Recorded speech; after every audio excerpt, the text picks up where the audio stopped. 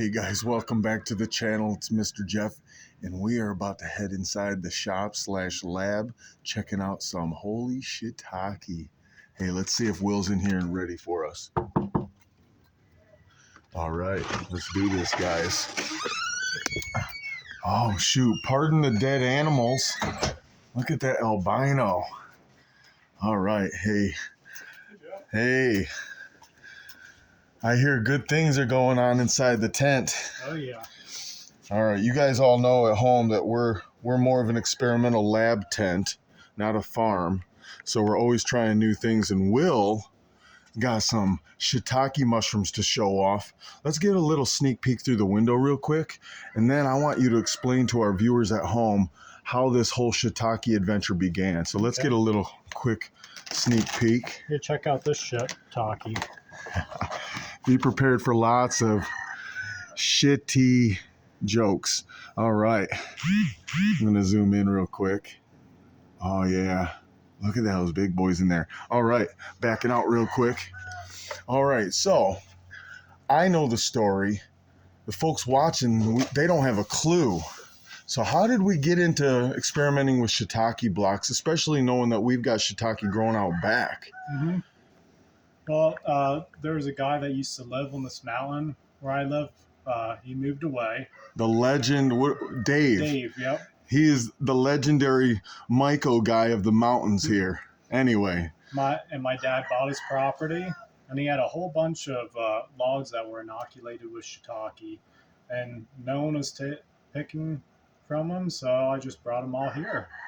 And then I took one of the fruits that I liked. I liked the way it was growing. It was a larger fruit, and I cloned it, and now we have it growing inside.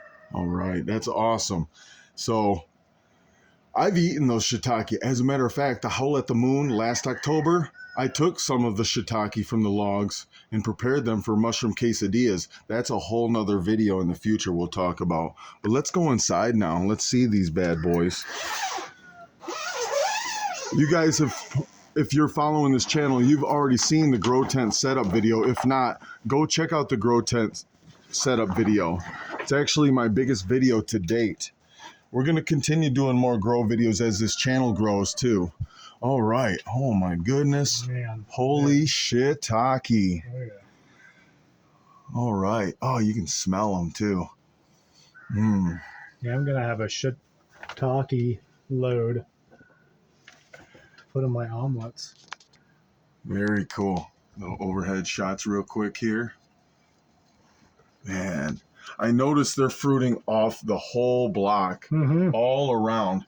So can you give me a brief rundown of how you were able to take the blocks, like you got the blocks myceliated, but these myceliate differently, and I would ask that you kind of explain why shiitake is a whole different beast compared to like our other blocks of coral tooth and oysters and such. Yeah, at first I was trying to have them be exactly like that. Once it myceliated and it was fully white, then I would cut it open, and I thought, why am I only getting a few fruits? It's because you need to actually let it go from white to like a darker brown, almost all the way around. Here, I'll show them. Like, yeah, see that brown color right here? Initially, we were getting them to this white color thinking they were ready for fruiting conditions, but no. Shiitake's a little bit different. They got to go past white. They turn brown. And I want to say that thing was almost like 90% brown before you cut the bags open. Anyway, sorry to cut you off here. And I was going to let it go for maybe a week more, and then I saw some fruit coming out of the top. They were brown. Yeah. They were starting to pin in the bag. Yep. Okay. So then that was the indicator, okay, I'm ready to be cut open. So then I put them in the refrigerator for 24 hours to do that cold shock. And then I removed them from there, and they say to slap them on all sides. They say that it's supposed to simulate a tree maybe falling. So I've heard that. So I did that also. And then I just cut them open. I left just a little bit on the bottom to catch any drippings and that. See how the bag is trimmed here, folks? kind of gave it its own tray, basically, by removing the bag all the way around. Here, get some better shots here. Which I know this There is, we go. most people keep way more of the bag on, but I know Shiitake they like pretty much the whole thing removed. Man, yeah, that thing flourished. Yeah. Now, we got to talk about these bad boys. Like, I'm looking at all these mushrooms, and I know the answer, but I'd like you to kind of discuss why there's these anomalies sitting on top, these giant beasts up here compared to all the rest. Not that these are bad. These are all beautiful, but these ones are just monsters. Can you talk about those real quick? Well, I know those were the first ones to fruit out of the top of the bag. So typically, like what we've indicated, or what we have experienced, is the initial fruits, and the big boys like that are the ones that they appreciate and value the conditions the most, in my opinion, the conditions that you've given them for fruiting. Yeah.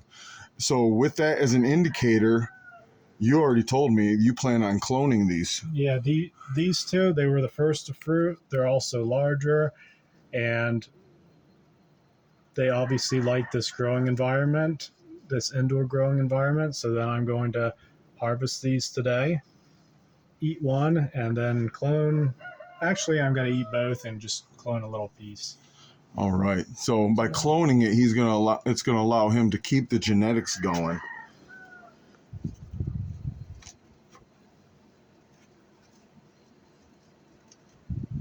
Here, let me get some good shots of these bad boys now. Almost has the color and consistency of like leather, pig skin. How do the gills look? Go ahead and flip that upside down. There we go. You guys can get a good undershot there. Beautiful. And so here's a little pro tip. I actually filled the gills up with my own custom flavoring base that I seasoned up and roasted them in the oven, and it made for a knockoff, like a vegan version of steak that I was able to make my quesadillas with. A little just fun fact there. But I guess my last thing before we end this is, why cloning? Why can't we just get a spore print? What's the advantage of going clone versus spore, in your opinion? Because spores, you're just getting a whole bunch of wild cards. Like, you don't know, you're going to get so many different genetics in one shot. But these ones, I think, okay, I like that this was fruiting first. I also like that they're larger and that they like this environment.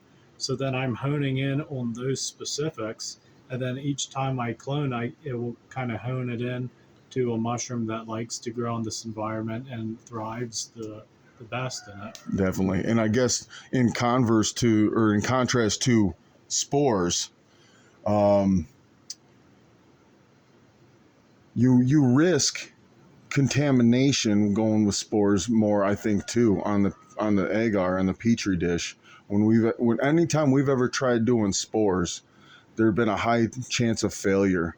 Cloning seems like we have much better luck, especially when I let you do the cloning. I'm getting spores down too. Definitely. But also, and I guess this is the knock against cloning that we've learned and read about, is that you can only clone so far, so many generations before you risk getting genetic mutations. And I know you mentioned before off camera about that being, an opinion some people hold, and other people say you can just clone indefinitely. Yeah. You have anything you want to add to that? I'm still learning that part myself. Well, that's why we have that's why we call this a lab, guys. We may be teachers, but we are students too. But this is definitely an indication that we're doing something right here. I want to say kudos to you, Will, on a successful shiitake grow. Thanks. Taking a legacy from a guy that lived on this mountain in a previous generation. He probably never imagined that his genetics were going to end up in a grow tent and being shown across the world on YouTube. So, hey guys, viewers at home, remember the legend of Dave from Buffalo Mountain. And until next time, peace. Peace.